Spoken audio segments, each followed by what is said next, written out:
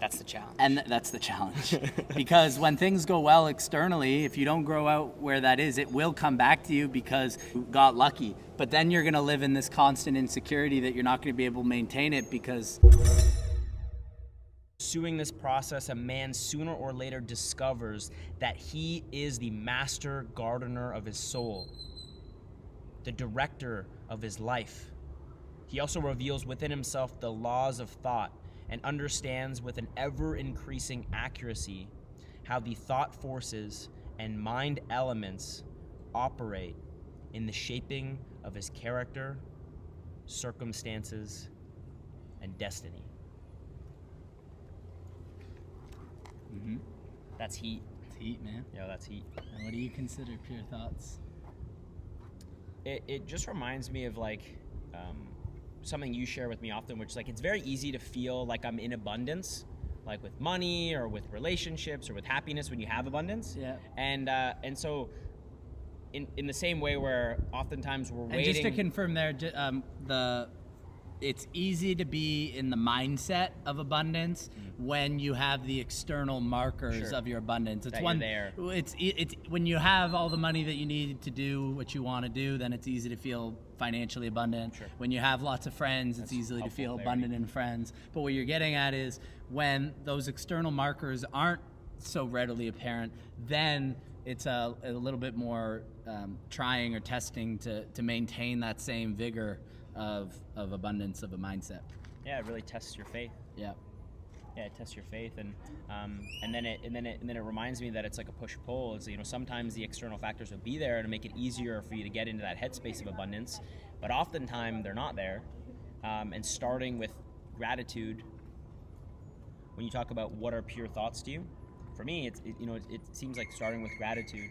I woke up this morning and I did 15 minutes of meditation. I read the 5th day of As a Man Thinketh morning journal, and I was just flooded with gratitude for you, and I was flooded with gratitude for my parents, and I was flooded with gratitude for Fix giving us opportunity to do stuff like this, and for Mexico for being open, and starting there, that type of pure thought. I think the fruits of that continuing to show up in your life are just inevitable if that's the place you start from, if that's the roots that you plant, the seeds that you plant. Yeah, it just reminds me, there's a quote that says, when you change the way you look at the world you look at changes. And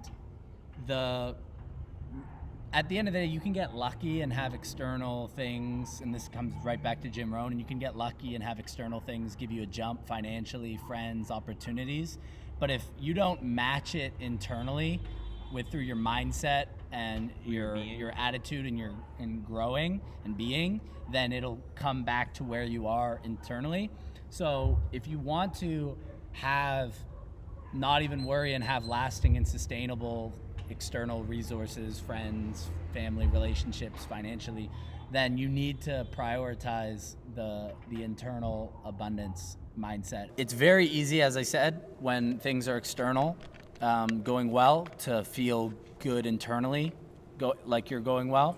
But inevitably, when external things change, the thought that I have right now, as you let it just marinate a little for a second, is even people that, from my perspective, their teachings and their philosophy weren't very spiritual, they still had a spiritual undertone. Like, as an example, Jim Rohn, he would always talk about, don't ask how much you're getting paid here. Yeah.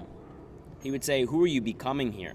Right? Yeah. So we've been talking about these external factors and looking for them and using that as a tool to then reinforce the feeling.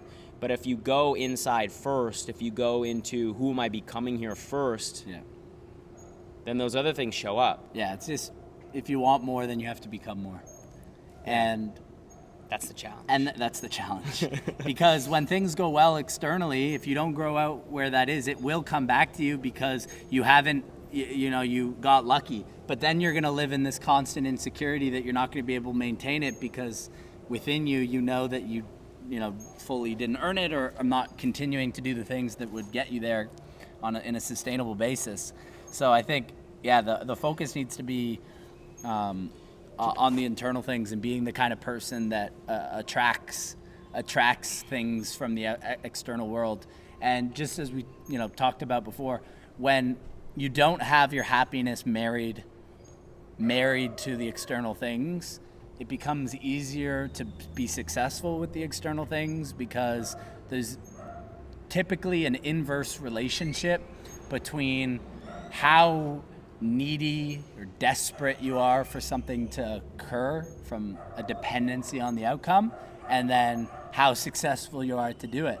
Because you often, what happens, we get paralyzed into fear, paralyzed into inaction, because we're so concerned about fear, because we have this external thing that's going well and it's alive right now, but we feel as though it's with every beat of the heart of that external living thing, that it could be one beat closer to it dying, and then when it goes away, whether that friend or that relationship or that money goes away, then your sense of self-worth and happiness will go away with it. So it's about trying to do your best to cultivate creating an absolutely rock solid internal, so that no matter what happens externally, because yes, external things are going to happen that are not going to be good and not what you want them to have, so that when those do happen, you can sustain the mindset it takes to get through it, and then attract new external things into your consciousness or awareness, life experience, whatever. Yeah, you mentioned that something that reminds me of, there's a chapter on serenity in As a Man Thinketh, and in the first line it says, "Calmness of mind is one of the beautiful jewels of wisdom." Yeah.